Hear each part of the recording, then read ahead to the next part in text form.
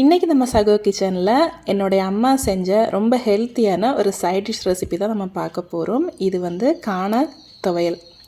கேரளாவில் காண சம்மந்தி அப்படின்னு சொல்லுவாங்க. கொள்ளு பருப்பு இருக்கு இல்லையா, அதில் செய்யக்கூடியது.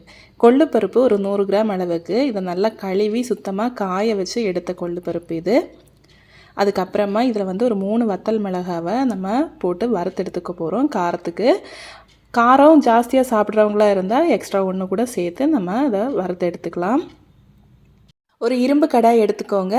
அதில் முதல்ல காஞ்ச மிளகாவை நல்லா இதை வந்து சிவக்க நம்ம வறுத்து எடுத்துக்கணும்.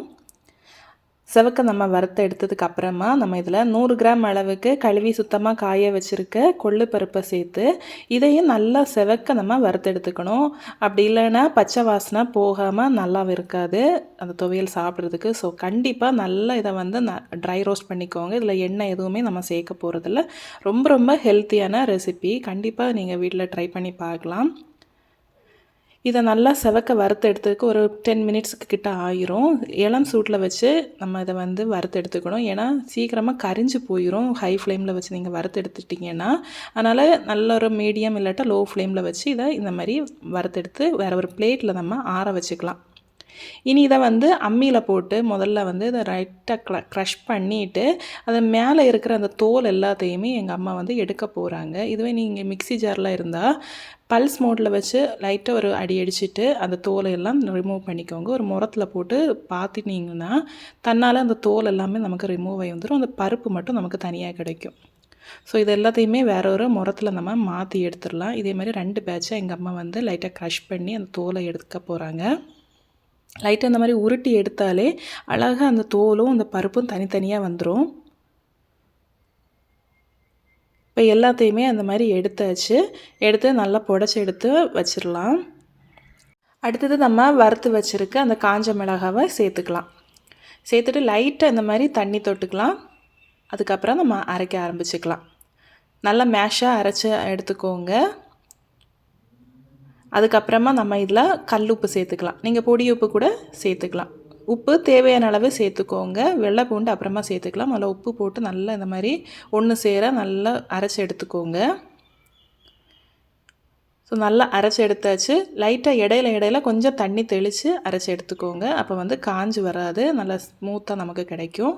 அதுக்கப்புறமா நம்ம இதில் அரை முறி தேங்காவை துருவி எடுத்து வச்சதை அதையும் சேர்த்து நல்லா இதை வந்து ஸ்மூத் பேஸ்ட்டை நம்ம அரைச்சி எடுத்துக்க போகிறோம். தேங்காவை முதல்ல நல்லா அரைச்சி எடுத்துக்கோங்க. நீங்கள் மிக்சியில் சேர்க்குறதா இருந்தாலும் முதல்ல தேங்காய், அப்புறம் பார்த்திங்கன்னா அந்த கல்லுப்பு, வத்தல் மிளகாய் இதெல்லாம் போட்டு முதல்ல அரைச்சி எடுத்துக்கோங்க. அதுக்கப்புறமா நீங்கள் கொள்ளு பருப்பு சேர்த்து நம்ம அரைச்சி எடுத்துக்கலாம்.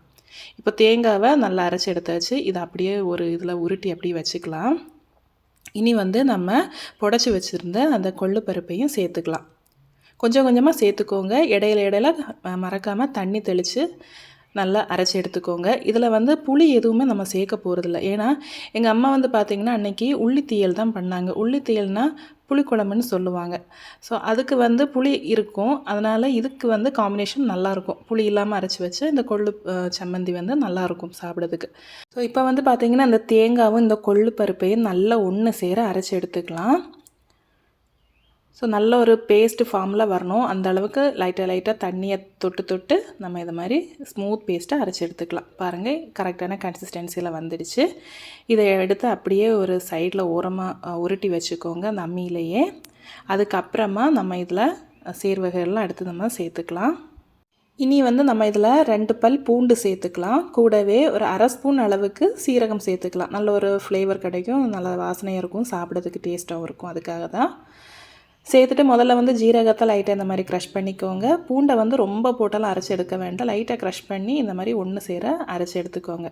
திரும்ப இந்த ஜீரகம், பூண்டு, இந்த தேங்காய், கொள்ளு இது எல்லாத்தையும் லைட்டாக ஒரு 2-3 இழுத்திங்கன்னா அந்த துவையல் வந்து ரெடி ஆயிரும். ஸோ அம்மியில் அரைச்ச சூப்பரான ஹெல்த்தியான கொள்ளு துவையல் வந்து நமக்கு ரெடி ஆகிடுச்சு. இதை நீங்கள் தயிர் சாதத்துக்கூட, அப்புறம் பார்த்திங்கன்னா புளிக்குழம்பு கூட வச்சு சாப்பிட்டு பாருங்கள். அட்டகாசமான சுவையில் இருக்கும். ஸோ இதே மாதிரி நிறைய யூஸ்ஃபுல்லான வீடியோ ரெசிபீஸுக்கு என்னுடைய சகோ கிச்சன் ஃபேஸ்புக் பேஜை மறக்காமல் நீங்கள் ஃபாலோ பண்ணிக்கோங்க. நீங்கள் ஃபாலோ பண்ணும்போது எனக்கு நிறைய வீடியோஸ் போடணும்னு என்கரேஜ் கிடைச்ச மாதிரி இருக்கும், சப்போர்ட் கிடைச்ச மாதிரி இருக்கும். இன்னொரு வீடியோவில் உங்களை சந்திக்கிறேன். என்ன take care, bye bye. Thanks for வாட்சிங்.